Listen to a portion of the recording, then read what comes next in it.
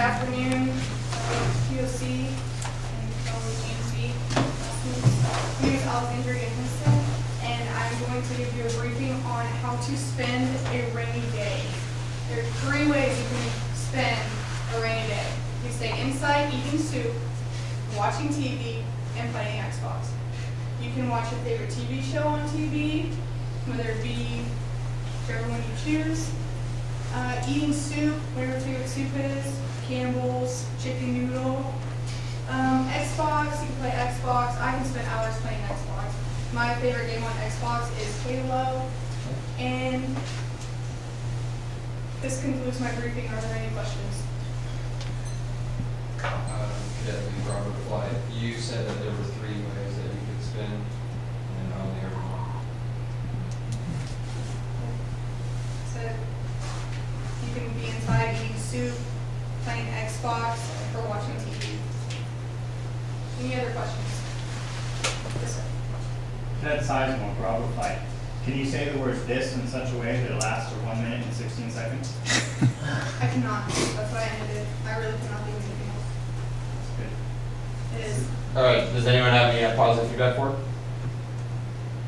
I personally thought those were 3 really good reasons to do on a rainy day. I would have ignored the food and watching TV and would have just played video games the entire time. So I only have 30 seconds. I was trying to think of ways I can elaborate more on it, but there's only, I'm not a gamer really much, so I can't really in depth talk about hour about the Xbox. So, and soup is pretty simple. So. You could have gone into depth into more detail on what kinds of soup there was to eat. Yeah. So you have minestrone or tomato soup or chicken noodle soup or Campbell's. or you can make mac and cheese or you can put meat in your soup or something.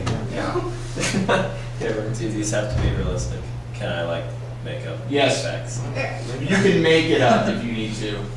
So We just the whole point of this is we want you to be able to think on your feet and come up with something on the fly and then be able to talk about it in front of people. and That's the the whole point structure of this. of how to Yeah. make a briefing. Yeah. The point is to sell Don't us. shoot too far out the window where none of us know what you're freaking talking about. Don't do something completely ridiculous, but I want to laugh. The whole goal back here is for me to laugh. Count on Ranger to do that. Okay. All right, let's give a round of applause.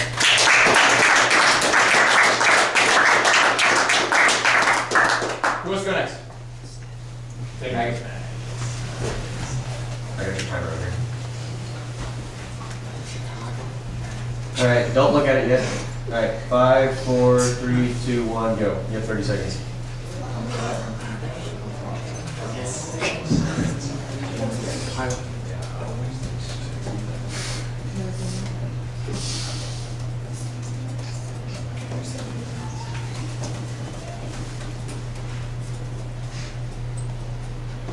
Ten seconds.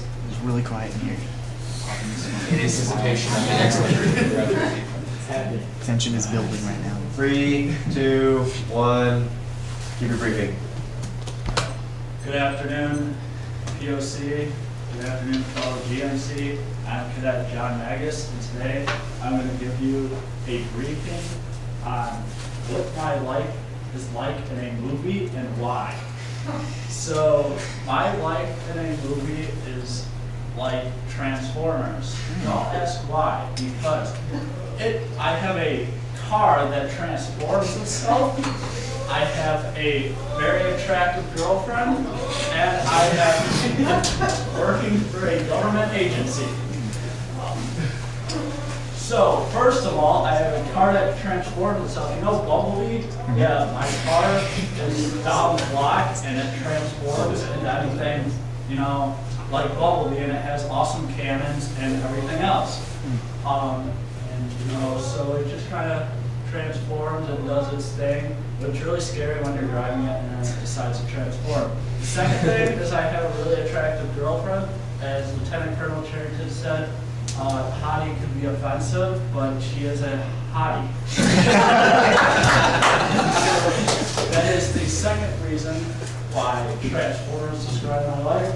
And the third is the government agency, which is the United States Air Force. You see it in the Transformers movies and the comics, and that's the third reason why my life relates to Transformers. So in conclusion, my life relates to the movie Transformers, And the reasons is because my car is a transformer, my girlfriend is a hottie, and I am in a government agency.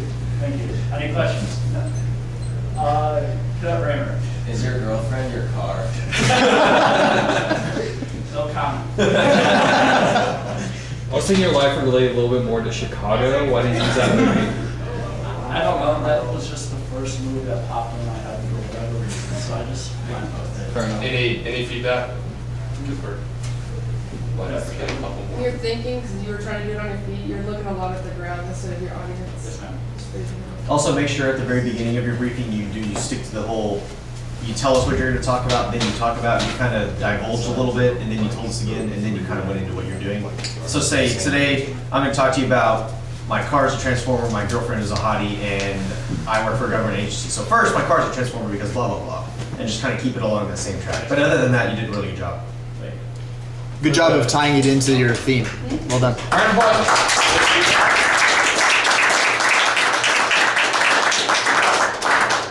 You gotta be paying attention to how they're giving these briefings. So, And I was entertained, so that's a good thing. who wants to go next? I'm not. That's okay. Y'all should all be raising your hand. Yes, be sure everyone's raising their hands. If you don't want to, it's always better to get these. If somebody asks you guys if you want to do something and you don't raise your hand, These you're two are not probably being going to get chosen picked now, for it. So you all are working your way up to getting chosen for everything. Don't look at it yet, don't look at it yet. All right, 5, 4, 3, 2, 1, go.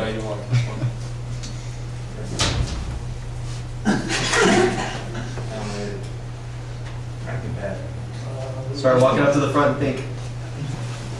Start on 15 seconds.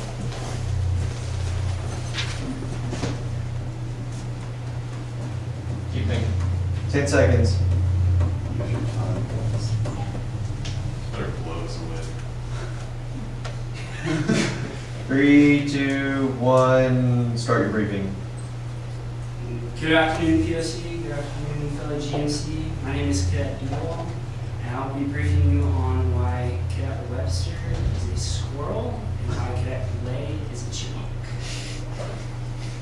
Cadet Webster is a squirrel because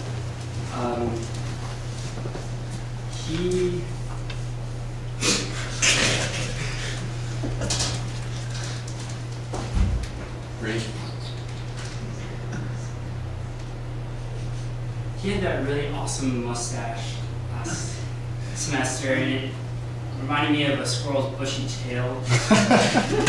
And kind of just a hair color too, went with it.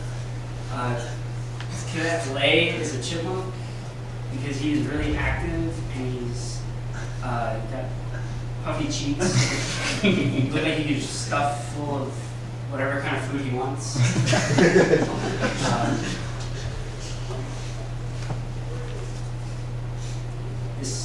That is why Cat Webster is a squirrel that lays a chipmunk. This concludes my briefing. Are there any questions? No questions. Feedback. I thought you were gonna say something about how you got bit by a squirrel and then like started to get the fuck out of it. Anything else? Anyone got any feedback? They need to be more confident, and whatever comes out confidently. You just stuck to the format pretty well. Yeah. Try to enunciate a little more. It's hard to judge your voice, but try to judge your voice more. On the format part, okay, so you opened it up good, but you only kind of listed 2 things. So what you could do is you could say, Cadet Webster is a squirrel because of these 3 reasons. Cadet Lay is a chipmunk because of these 3 reasons. Then you kind of divulge. And then don't forget to wrap it back up because you kind of just said, they blah, blah, blah, and then this concludes. Make sure you say, today I talked to you about this, this, and this, and this, this, and this. This concludes my briefing. Are there any questions? Don't ever forget to say, this concludes my briefing. Are there any questions? Because you will get docked for that later on in your career. The key phrase is in summary, and then you rehash your points real quickly. Yeah. And then you say the last phrase. Try to keep things concise too. And don't be, like, whenever you took that pause, don't be afraid to do that. If you need to take a second to kind of gather your thoughts, don't like awkwardly stand up there and do that, but don't be afraid to take a second if you need to. Better to gather yourself than say something totally stupid or ridiculous. No, but it was pretty good. We haven't given a lot of briefings so far this year. and you'll have more time to work on that, and hopefully less ridiculous topics, so you don't just be able to come up with something. That was pretty absurd, and I can guarantee you that, you know, in the future, like especially if you're training, they'll give you just crazy weird topics like that. They're more like, what does the honor code mean to you? What does integrity first mean to you? If you were to have this happen in your life, what would you do? If this happened, what would you do? That kind of stuff. So, but no, let's give them a round of applause.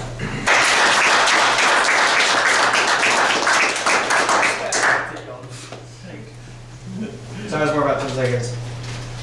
It's still gotta be pretty funny though. On another thing, is if they're really funny topics, first the briefer needs to be certain to try and still not try and laugh as much as everyone else. Everyone else will be laughing, but Stone Cold Steve Johnson. Okay, go ahead and start.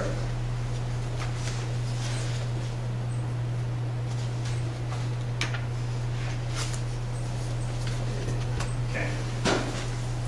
Good afternoon, POC. Good afternoon, fellow GMC. My name is Cadet Sizemore from Bravo Flight, and today I'm going to be telling you which superpower I would choose and why. Now, I'm just going to tell you right off the bat here, I would choose to be able to manipulate time. And my points here are going to be awesome at like everything in school, to be awesome at sports, and to commit mass murders with ease. All right, so first, to be awesome at school. What is our biggest issue here in school? What is it we really face that holds us back from those grades we know we deserve? Yes, please. We don't have enough time. Brilliant, yeah, we don't have enough time. If we could just have more time, so with the ability to freeze time, to move back through time, to have like Hermione's time turner thingy, you know, stuff like that, we can get those grades that we all know we deserve. So that is why time would help us in school. Second point, who can tell me what my second point was? Not because I forgot, because I'm trying to include you as an audience. What was my second point? That's right, thank you. So I'm good at sports. Now, come on, now what is it we admire in athletes? There's lots of cool things we admire in athletes, and it depends a bit on the sport, but you know, strength is one of them, speed's another. Time helps us with all that. You can stop time, you can be lightning fast. You can stop, that's pretty much it actually, but lightning fast. So that is why it would help us in sports. My final point was committing mass murders with ease. Now, anyone who has studied history really knows killing someone's not the problem. No matter who it is, the president, anyone else, killing them isn't the problem. Killing's easy. The problem is getting away. The problem is getting away with it. So if you had the ability to stop time, escaping from the cops would be as easy as getting good grades or being really, really, really great at sports. So yeah, mass murders. So I would be able to manipulate time so I could be great at school, great at sports, and kill people. This ends my briefing. Are there any questions? Yes, please. Did you find it ironic that your speech about having superpowers that involve time and you had a problem with your watch? Get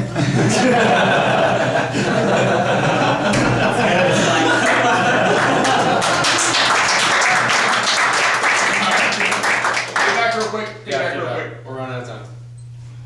I really like how you were like with Steve Jobs with your presentation. You were really in everybody's face with this. I've learned that in my years of public speaking, if you're energetic and in the audience's faces, they have less time to think about what you're saying. So after an impromptu briefing, the more energetic you are, the less they're likely to penalize you on the stupidity of your content. I thought more of a Billy Mays. On a side note, not particularly, your briefing was very good. The only thing I have to comment is almost don't be so energetic. You were very energetic. I liked the movement, but it's a little disturbing when you're throwing your hand in someone's face like that. It was very good though. I did enjoy your briefing. One off the topic idea is, if you did stop time and you did want to commit mass murders, would it even be possible? I was thinking to myself earlier that if say I was going to bludgeon someone over the head when time was stopped, however, gravity operates with time involved, and if time was zero, that would mean that you would approach infinity, meaning that the object would weigh infinite amount, and you would be able to pick it up. You're or move making, yourself. You're making an assumption, sir. You're making the assumption that time is approaching infinity, or that time is infinity rather than approaching infinity. It can still be a finite number, but be really large. Have you seen Over the Hedge? Yes. Valid point. Let's go Everybody move outside. We're gonna do some marching.